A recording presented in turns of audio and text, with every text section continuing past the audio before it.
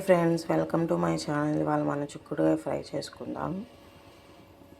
దీనికి ముందుగా మనం పొయ్యి మీద బాండి పెట్టుకొని దానిలో తగినంత ఆయిల్ పోసుకోవాలి. ఆయిల్ హీట్ అయిన తర్వాత తాలింపు గింజలు, జీలకర్ర వేసుకోవాలి. ఇవి కొంచెం వేగనిద్దాం. ఇప్పుడు దీనిలో పచ్చిమిర్చి వేసుకుందాం.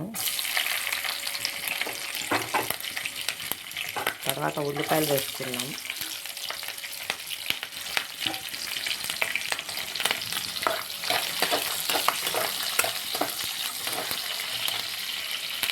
కొంచెం కరివేపాకు వేసుకుందాం.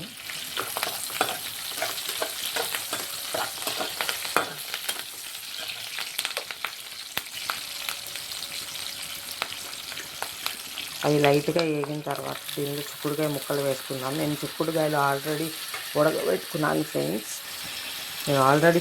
ఉడకబెట్టాను ఫ్రెండ్స్. దానిలోకి తగినంత పసుపు,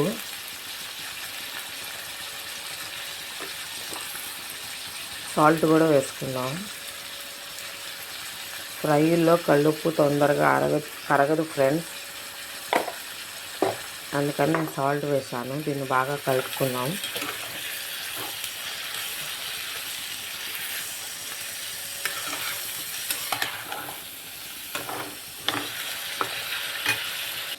దీన్ని కలిపి పెట్టుకున్నాం. ఇప్పుడు ఒక 5 minutes మగ్గనిద్దాం.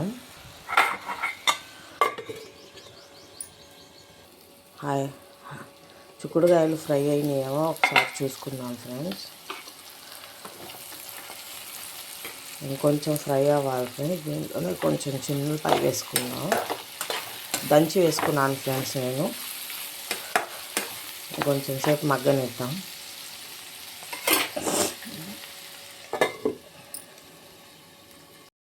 చిక్కుడుకాయలు చూడండి ఫ్రెండ్స్, బాగా ఫ్రై అవుతున్నాయి. నేను పచ్చిగా తినం ఫ్రెండ్స్. ఇంకొంచెం బ్రౌన్ కలర్ వచ్చేంతవరకు ఇవి కూడా వేస్తాను. మళ్ళీ కొంచెం ఆగి చూపిస్తాను. పచ్చిగా తినం ఫ్రెండ్స్, ఇంకొంచెం ఆగాలి. నేను ఇది మళ్ళీ చూపిస్తాను. బ్రౌన్ కలర్ వచ్చేంతవరకు నేను ఇది ఫ్రై చేస్తాను. మధ్యలో తిప్పుతూ ఉంటాను. నేను మళ్ళీ తర్వాత చూపిస్తాను ఫ్రెండ్స్ ఎలా వేగినాయో. చిక్కుడుకాయలు చూసారా ఫ్రెండ్స్, బాగా ఫ్రై అయ్యాయి. ఇప్పుడు దీనిలో కొంచెం కారం వేసుకుందాం.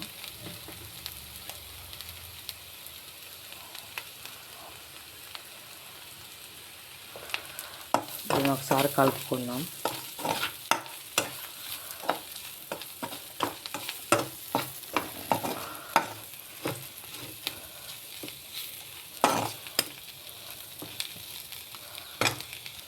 దీనిలో కొంచెం కొత్తిమీర వేసాను. ఇది కూడా కొంచెం 5 minutes ఫ్రై చేసుకుందాం.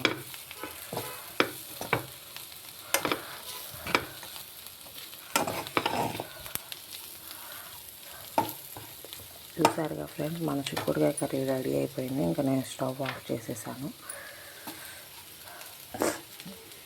ఒకసారి నేను చూపించిన విధంగా ట్రై చేయండి ఫ్రెండ్స్. చిక్కుడుకాయ కర్రీ బాగా వస్తుంది.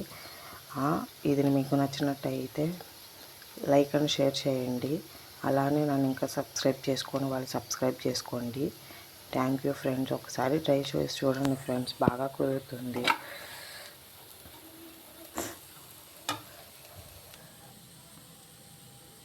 టేస్ట్ కూడా చాలా బాగుంటుంది ఫ్రెండ్స్. ఒకసారి ట్రై చేయండి, మీకు కూడా నచ్చుతుందని నేను అనుకుంటున్నాను.